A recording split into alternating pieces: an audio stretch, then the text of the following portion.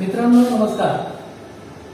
आपण आज या व्हिडिओमध्ये एका नवीन प्रकरणाला सुरुवात करत आहोत, ज्या प्रकरणाचं नाव आहे धार्मिक समन्वय.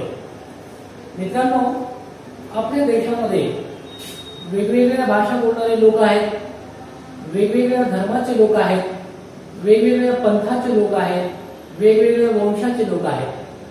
त्यामुळे जगामध्ये कुठेही नसेल एवढी भाषिक विविधता, एवढी धार्मिक विविधता आपल्या देशामध्ये आहे.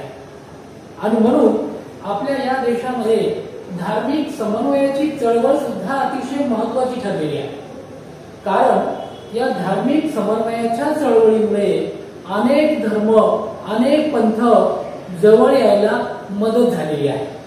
म्हणूनच आज आपल्याला या पाठामध्ये बघायचं आहे की धार्मिक समन्वय या चळवळीमध्ये, या समन्वयाच्या चळवळीमध्ये आपल्या देशामध्ये मध्ययुगाच्या काळामध्ये, मध्ययुगाच्या इतिहासामध्ये कोणकोणते चळवळी होऊन गेल्या आणि त्या चळवळींनी कशा प्रकारे मध्ययुगीन भारतामध्ये धर्माधर्मामध्ये, जाती जातीमध्ये, माणसामाणसामध्ये समन्वय घडवून आणण्याचं काम केलं.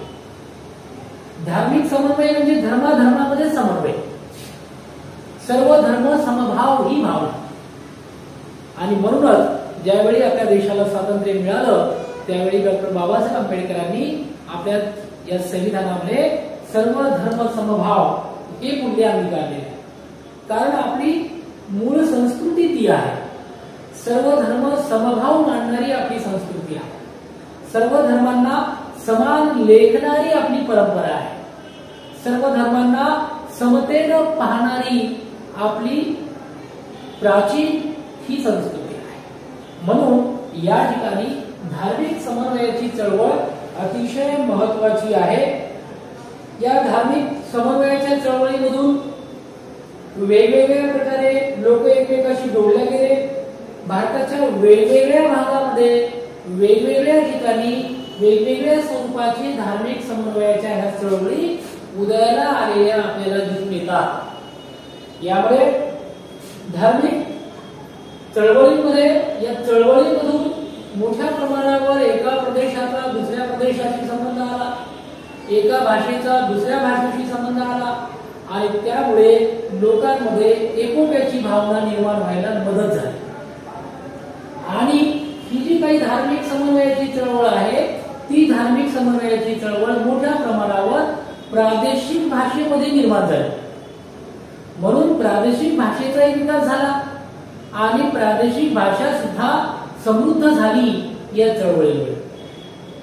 अशा प्रकारे मध्ययुगाच्या काळामध्ये मोठ्या प्रमाणावर निर्माण झालेली ही धार्मिक समन्वयाची चळवळ, या ठिकाणी भक्ती चळवळ, या भक्ती चळवळीमध्ये विशेष करून भक्ती चळवळीचा जो काही उगम आहे तो दक्षिण भारतामध्ये मानला जातो. दक्षिण भारतामध्ये ज्या काही संतांच्या परंपरा होत्या, त्या संतांच्या परंपरेमध्ये मोठ्या प्रमाणावर नायनार आणि अळवार असे दोन परंपरा किंवा दोन पंथ दक्षिण भारतामध्ये निर्माण झाले. या दोन्ही पंथांमध्ये नायनारचे पंथ होता ते शिवभक्त होता, ते शिवाची भक्ती करायचे. अळवारचे पंथांचे अनुयायी होते ते विष्णूची भक्ती करायचे.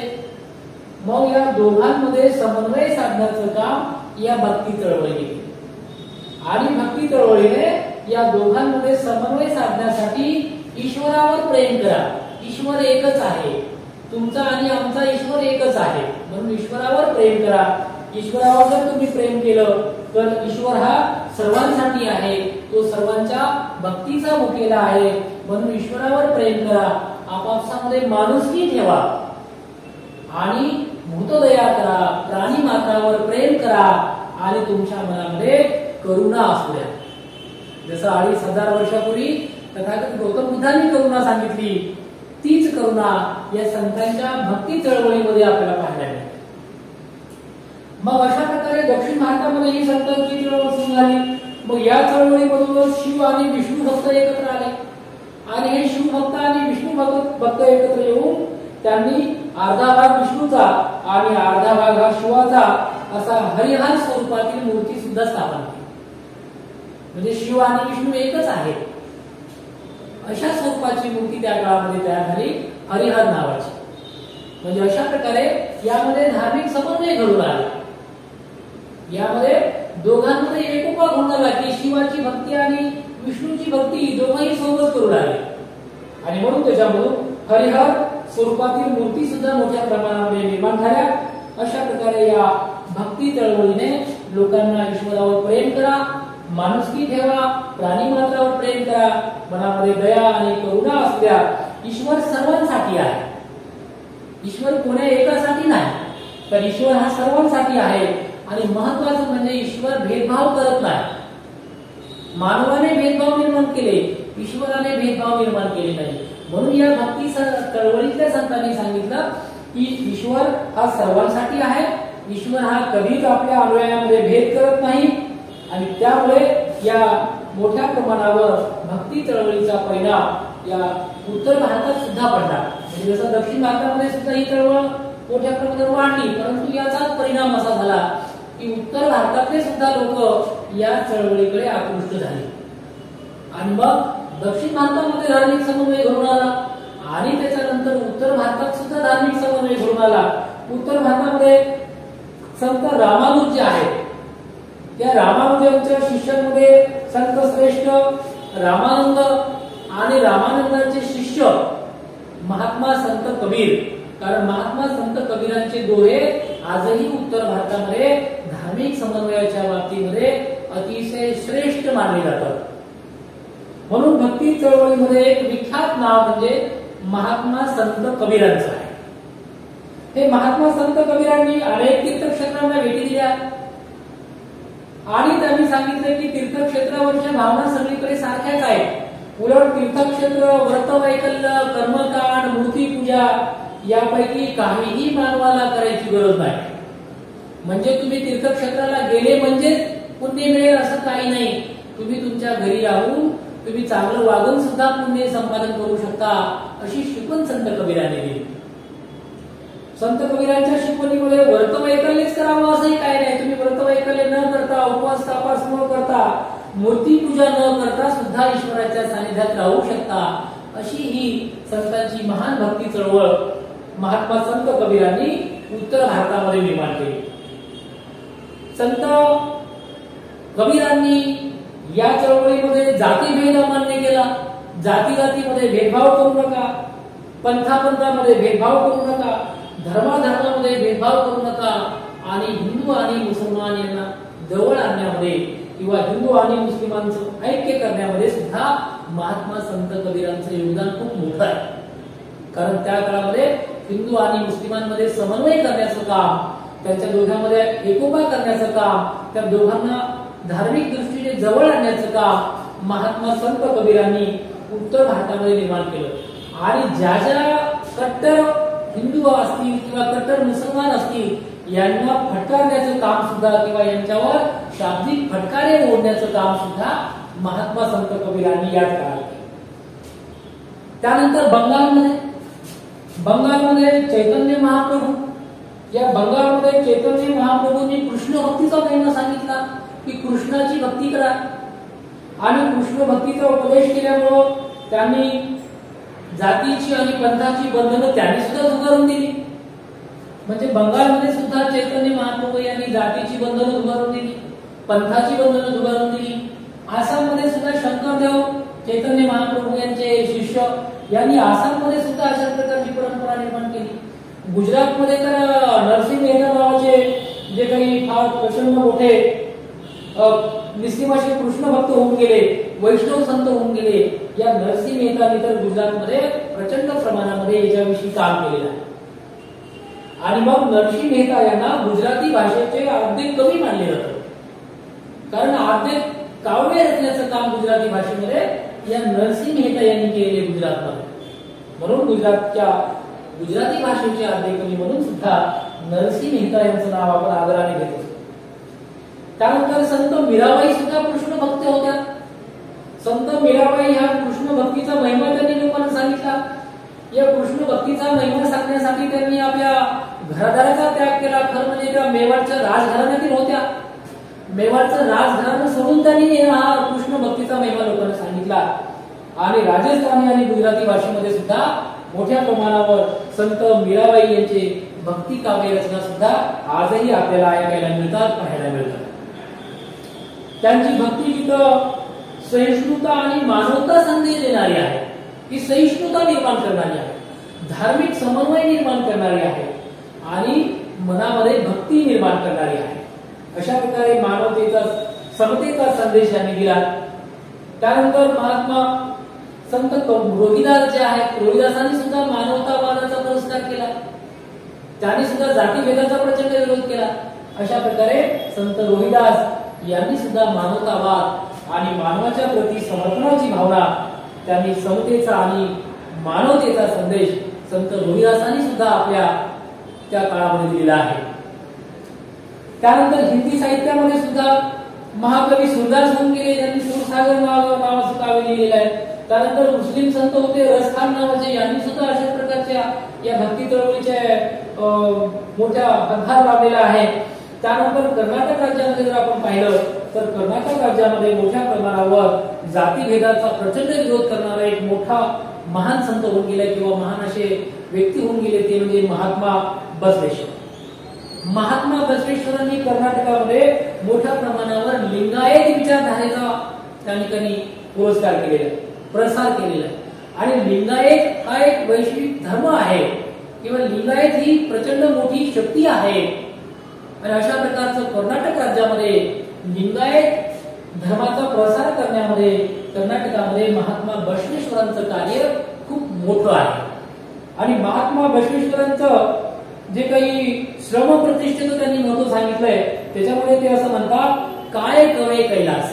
काय कवे कैलास म्हणजे तर या श्रम हाच कैलास आहे, श्रम हाच देव आहे, म्हणजे काम करा, काम करण्यामध्येच ईश्वराची भक्ती आहे. अशा प्रकारचा संदेश त्यांनी दिलेला आहे. या चळवळीमुळे स्त्रियांना सुद्धा त्यांनी सामावून घेतलं. महात्मा संत बसवेश्वरांनी स्त्रियांना सामावून घेतलं. त्यांनी स्त्रियांना सामावून घेण्यासाठी त्यांचे जे काही सभागृह असायचं, अनुभव मंडप नावाचं, या अनुभव मंडप नावाच्या सभागृहामध्ये स्त्री आणि पुरुषांनाही त्यांनी सामावून घेतलं, त्या चर्चेमध्ये त्यांना सामावून घेतलं. अशा प्रकारे स्त्री आणि पुरुष सुद्धा महात्मा संत बसवेश्वरांच्या काळामध्ये कर्नाटकामध्ये अशा प्रकारे एकत्र आले आणि त्यांनी कन्नड भाषेमध्ये आपलं सर्व साहित्य निर्माण केलं. आणि कन्नड भाषेमध्ये साहित्य निर्माण केल्यामुळे समाजावर त्याचा फार मोठा परिणाम झाला. कारण कन्नड ही सर्वसामान्य लोकांची भाषा होती आणि सर्वसामान्य लोकांच्या भाषेमध्ये तो अशा प्रकारचा उपदेश केल्यामुळे सर्वसामान्य लोकांना ती सहजपणे समजू लागलं. अशा प्रकारे महात्मा बसवेश्वरांचे अनेक अनुयायी निर्माण झाले. त्यामध्ये मनमथ स्वामी असतील, मनमथ स्वामी यांनी सुद्धा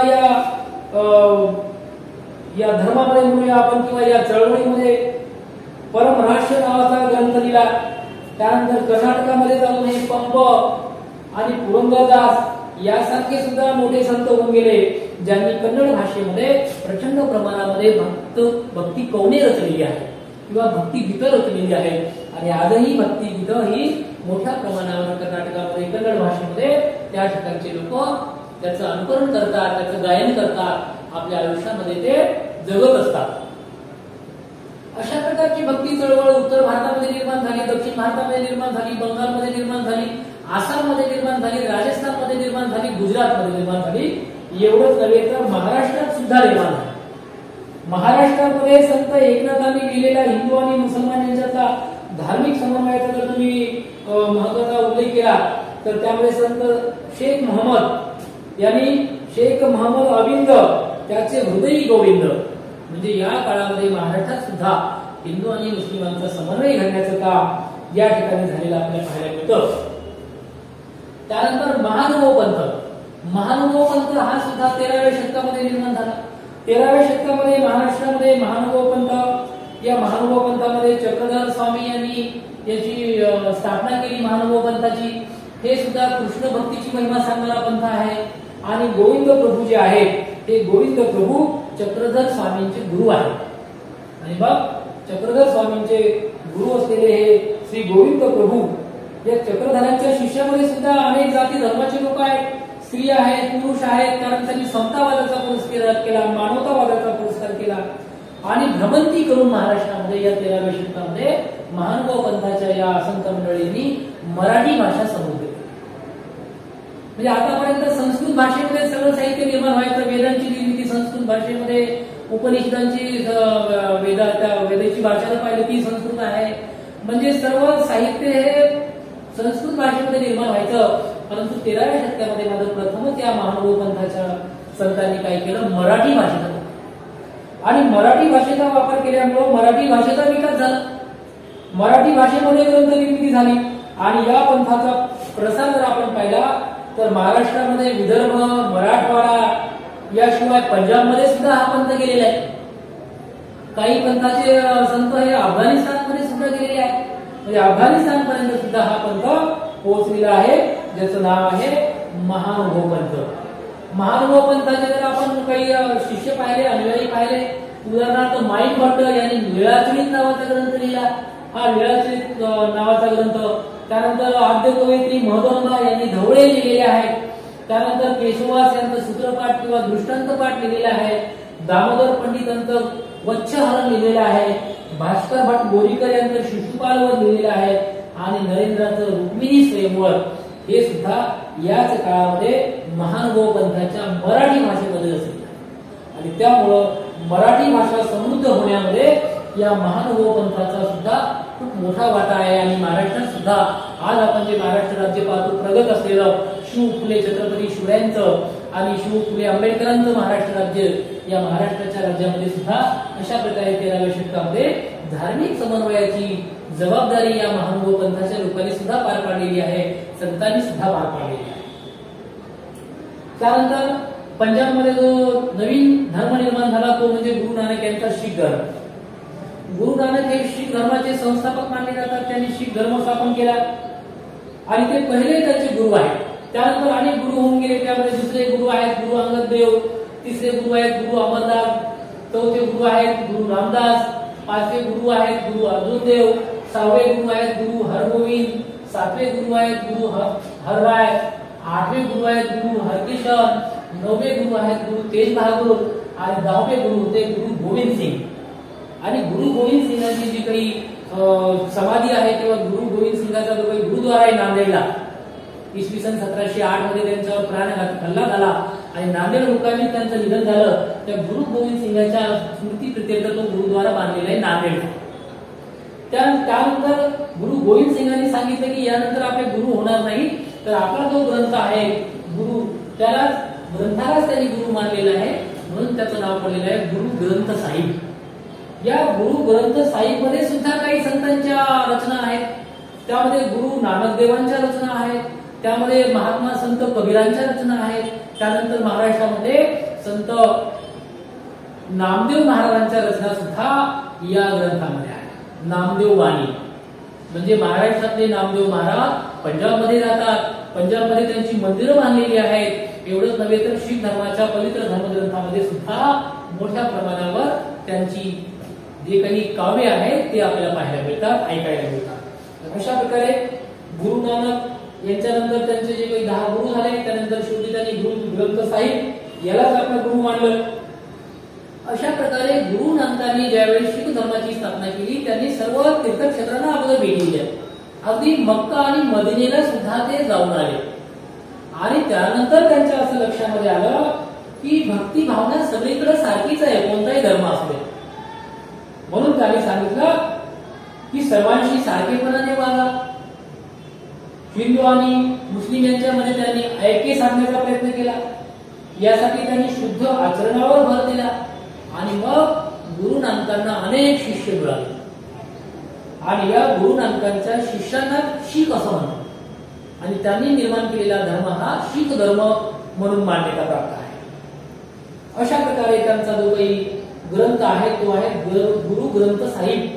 हा त्यांचा आता ग्रंथ आहे. कारण आपण जे त्यांचे 10 गुरु पाहिले, गुरु नानक असतील, गुरु अंगद देव, गुरु अमरदास, गुरु रामदास, गुरु अर्जुन देव, गुरु हरगोविंद, गुरु हरहार, गुरु हरकिशन, गुरु तेग बहादूर, गुरु गोविंद सिंग.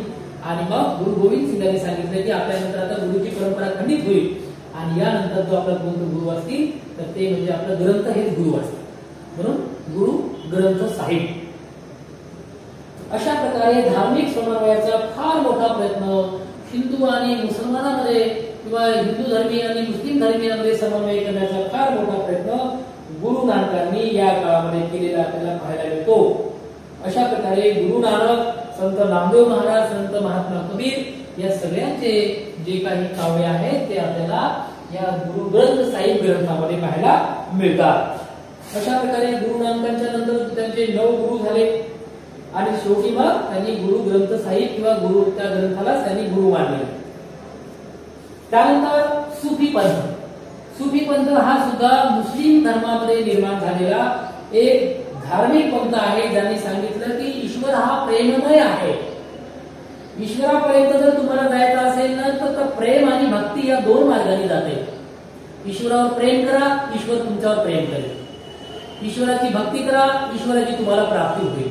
म्हणजे सुफी पंथांनी प्रेम आणि भक्ती या 2 मार्गाने ईश्वरापर्यंत जाता येतं किंवा या 2 मार्गानेच आपण ईश्वरापर्यंत जाऊ शकतो. अशा प्रकारचा समन्वयाचा संदेश सुफी संत जे मुस्लिम धर्माचे होते त्यांनी सुद्धा दिलेला आहे. त्यांनी सांगितलं की सर्व प्राणी मात्रावर प्रेम करा, परमेश्वराचं चिंतन करा, साधेपणाने राहा. अशा प्रकारची त्यांची शिकवण होती सुफी संतांची. मग सुफी संतांमध्ये अजमेरचे ख्वाजा मोइनुद्दीन चिश्ती असतील, त्यानंतर दक्षिण दिल्लीमध्ये संत शेख निजामुद्दीन अवलिया असतील, यासारखे महान सुफी संत आपल्या देशामध्ये होऊन गेले. आणि या सुफी संतांनी सुद्धा हिंदू आणि मुसलमान समाजामध्ये ऐक्य निर्माण करण्याचे प्रयत्न केले. भारतीय संगीतामध्ये जी काही सुफी संगीत परंपरा आहे, ही भारतीय संगीतामधली सुफी संतांची जी काही संगीत परंपरा आहे यांनी सुद्धा भारतीय संगीतामध्ये मोलाची भर घातली. अशा प्रकारे संतांनी सांगितलेला भक्ती मार्ग सर्वांना समजण्यास सोपा होता, त्यांच्या भाषेमध्ये होता आणि त्यामुळं सर्व स्त्री पुरुषांना भक्ती चळवळीमध्ये प्रवेश होता. संतांनी आपले विचार लोकभाषेतून मांडले, सर्वसामान्यांना ते जवळचे वाटले आणि त्यामुळं भारतीय संस्कृतीची जी काही जडणघडण आहे या भारतीय संस्कृतीच्या जडणघडणीमध्ये मोठ्या प्रमाणावर भक्ती चळवळीचा परिणाम झाला. म्हणून भारतामध्ये सर्व धर्म समभाव ही भूमिका वाढायला लागलेली आहे. आणि 1950च्या नंतर तर आपण ते संविधानानेच मान्य केलेलं आहे की भारतातले सर्व धर्म हे समान आहेत, सर्व मानव समान आहेत, सर्व स्त्री आणि पुरुष समान आहेत, सर्वांना सारखेच अधिकार आहेत, सर्वांना सारखेच कर्तव्य पालन करावे लागतील. अगदी रस्ते झाडणाऱ्यापासून तर राष्ट्रपतीपर्यंत सर्वांना समान अधिकार असतील. अशा प्रकारे विद्यार्थी मित्रांनो, धार्मिक समन्वयाची चळवळ आपल्या संपूर्ण देशामध्ये अशा प्रकारे निर्माण झाली, ज्या चळवळीने भारतीय समाजामध्ये, भारतीय संस्कृतीमध्ये सर्व धर्म समभाव पेरला आणि तो सर्व धर्म समभाव आजही आपण मोठ्या आनंदाने त्या ठिकाणी त्याचा वारसा पुढे चालवण्याचं काम करत आहोत. अशा प्रकारे विद्यार्थी मित्रांनो, आज आपण या धार्मिक समन्वयाच्या चळवळीमध्ये भक्ती चळवळ पाहिली. भक्ती चळवळीमध्ये दक्षिण भारतामध्ये नायनार आणि अळवार. नायनार हे शिवभक्त होते, अळवार हे विष्णुभक्त होते. ईश्वरावर प्रेम करा, माणुसकी, भूतदया, करुणा. त्यानंतर उत्तर भारतामध्ये संत रामानंद, त्यांचे महान शिष्य महात्मा संत कबीर. बंगालमध्ये चैतन्य महाप्रभू. आसाममध्ये चैतन्य महाप्रभू यांचे शिष्य शंकरदेव. गुजरातमध्ये गुजराती भाषेचे आद्य कवी नरसिंह मेहता. संत मीराबाई, संत रोहिदास, तुळशीदास, सूरदास. त्यानंतर मुस्लिम संत रसखान. कर्नाटकामध्ये महात्मा बसवेश्वर, महात्मा बसवेश्वरांचे शिष्य मनमथ स्वामी, पंप पुरंदरदास. त्यानंतर महानुभाव पंथामध्ये चक्रधर स्वामी. कृष्ण भक्तीचा महिमा गोविंद प्रभू. माईम भटाचं लीळा चरित्र, कवयित्री महात्ंबेचं धवळे, केशवदास यांचं चित्रपाट, दामोदर पंडिताचं वच्छाहरण, भास्कर भट बोरीकरांचं शिशुपालवध आणि नरेंद्राचं रुक्मिणी स्वयंवर.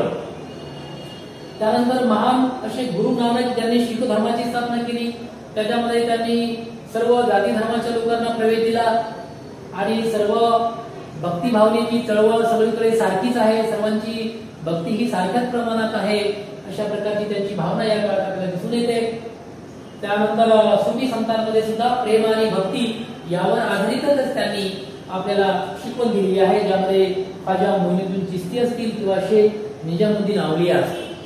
अशा प्रकारे विद्यार्थी मित्रांनो, या धार्मिक समन्वयाच्या चळवळीमध्ये मोठ्या प्रमाणावर या सर्व चळवळीचा आपल्या भारताच्या संस्कृतीवर परिणाम झाला आणि आजही आपण त्याचा वारसा पुढे चालवतो आहोत। शेवटपर्यंत आपण हा व्हिडिओ पाहिल्याबद्दल आपले मनपूर्वक धन्यवाद। जर आपण चॅनलवर नवीन असाल तर चॅनलला सबस्क्राईब करा, घंटीचं बटन ऑन करा, आपल्या मित्रांना शेअर करा, लाईक करा, कमेंट करा। धन्यवाद। जय हिंद, जय भारत।